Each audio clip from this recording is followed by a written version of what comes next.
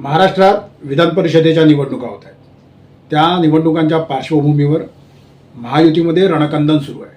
महायुती फुटीच्या उंबरठ्यावर आहे का? त्याचा फायदा महाविकास आघाडी घेणार आहे का?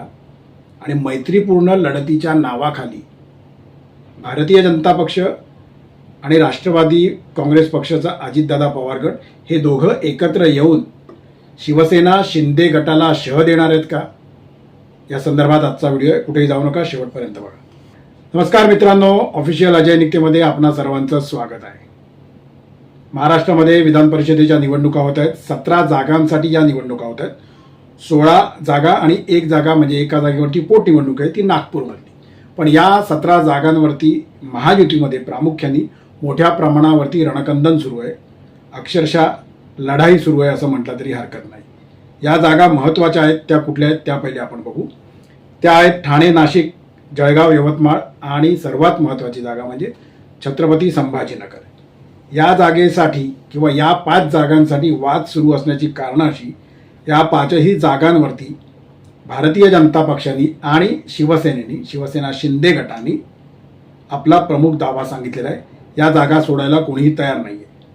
कालपर्यंत असं घडत होतं किंवा कालपर्यंत असं घडलेलं आहे की या 5 जागांपैकी 3 जागांवरती एकमत होण्याची शक्यता निर्माण झालेली आहे. पण 2 जागा सोडायला भाजपही तयार नाही आहे आणि शिवसेना देखील तयार नाही आहे. त्यामुळे असं म्हटलं जातं आहे की मैत्रीपूर्ण लढती होतील आणि मैत्रीपूर्ण लढतीच्या नावाखाली भारतीय जनता पक्ष आणि राष्ट्रवादी काँग्रेस, अजितदादा पवारांचा राष्ट्रवादी काँग्रेस हे दोघं एकत्र येतील आणि शिवसेना शिंदे गटाला शह देतील. त्यांचा उमेदवार पाडतील की काय अशी शक्यता निर्माण झाली आहे. अशी चर्चा राजकीय पटलावरती सुरू आहे. सर्वात महत्त्वाची गोष्ट इथे अशी आहे की ही कुणकुण लागल्यामुळे बहुजन विकास आघाडीचे ठाकूर कुटुंब किंवा हितेंद्र आप्पा ठाकूर यांच्याबरोबर सूत जमवण्यासाठी गेले 3-4 दिवस एकनाथ शिंदे आणि त्यांच्या गटाने शिवसेनेने फिल्डिंग लावली होती. ती बोलणी अंतिम टप्प्यात आलेली आहेत असंही म्हटलं जाते. त्या बोलण्यानुसार जर रवींद्र फाटक यांना उमेदवारी दिली नाही तर क्षितिज ठाकूर यांना उमेदवारी देणं, त्यानंतर त्यांचं होणाऱ्या मंत्रिमंडळाच्या विस्तारामध्ये त्यांना राज्यमंत्रीपद देणं अशी प्राथमिक बोलणी झाल्याची चर्चा आहे. पण भविया म्हणजे बहुजन विकास आघाडी विलीन होईल शिवसेनेमध्ये, शिवसेना शिंदे गटामध्ये, अशा ज्या चर्चा जोर पकडू लागल्या होत्या त्या पूर्णपणे धादांत खोट्या आहेत, निखालस खोट्या आहेत. असं कुठल्याही स्वरूपाचं विलनीकरणाचं कुठलीही शक्यता देखील नाही असं भवियाच्या एका अत्यंत महत्त्वाच्या नेत्याबरोबर मी बोलल्यानंतर त्यांनी मला सांगितलं की कुठल्याही परिस्थितीमध्ये विलनीकरण होणार नाही. पॅचअप होईल का, युती होईल का, किंवा शिंदे गटाला किंवा शिवसेनेला पाठिंबा देऊ का, किंवा आम्ही दोघं एकत्र येऊ का, तर ही शक्यता निवडणुकीच्या आदल्या दिवशी किंवा निवडणुकीच्या दिवशी सगळ्यांसमोर येईलच. पण विलनीकरण होणार नाही हे निश्चित असं ते माझ्याशी बोलत असताना मला सांगत होते.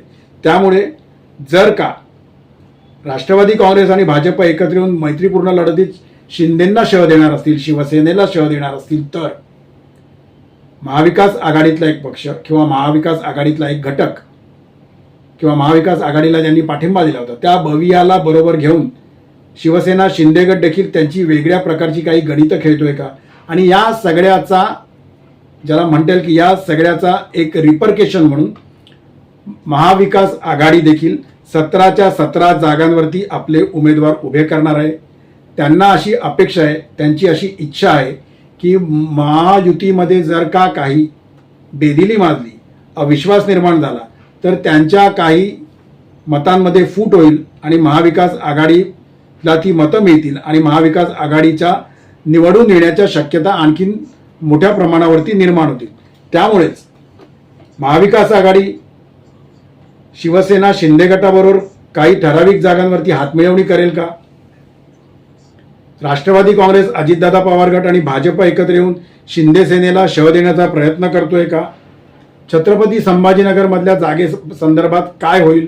आणि त्याच जोडीने रायगडचं पालकमंत्रीपद भरत गोगावले यांच्या पदरात टाकून, शिवसेना शिंदे गटाच्या पदरात टाकून घराणेशाही मोठी करण्यासाठी सुनील तटकरे हे त्यांच्याच घराण्यामध्ये आणखीन एक विधान परिषदेचं तिकीट अनिकेत तटकरेंच्या रूपाने मागतील का? या सर्व प्रश्नांची उत्तरं आपल्याला येत्या 1-2 दिवसात मिळणार आहेत.